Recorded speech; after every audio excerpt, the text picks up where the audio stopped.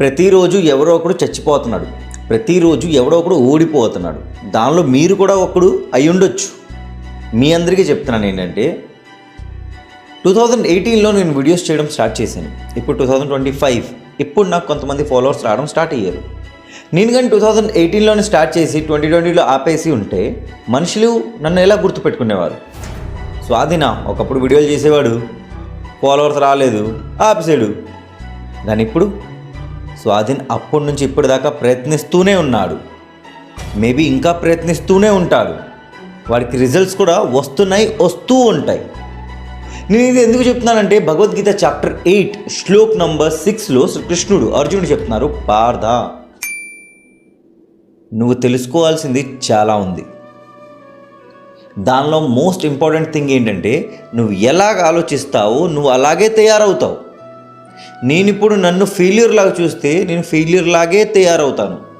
నన్ను నేను ఒక సక్సెస్ఫుల్ పర్సన్ లాగా చూస్తే సక్సెస్ఫుల్ పర్సన్ లాగే తయారవుతాను. నన్ను నేను ఒక డివోట్ లాగా చూస్తే ఒక డివోట్ లాగే తయారవుతాను. శ్రీకృష్ణుడు ఏమంటున్నారంటే దీనికి కావాల్సింది ప్రాక్టీస్. ఈ ట్రిక్నే వాడి డైలీ నా పేరు తీసుకోండి, నా గురించి ఆలోచించండి, మీ ధర్మంని పాటించండి. మీ కర్మం చేస్తున్నప్పుడు ఆ కర్మంని నన్ను సాక్రిఫైస్ చేయండి. అప్పుడు మీరు చనిపోతున్నప్పుడు ఆటోమేటిక్గా మీ సోల్ నన్ను పిలుస్తుంది. ఈ మాట కృష్ణుడు చెప్తున్నాడు.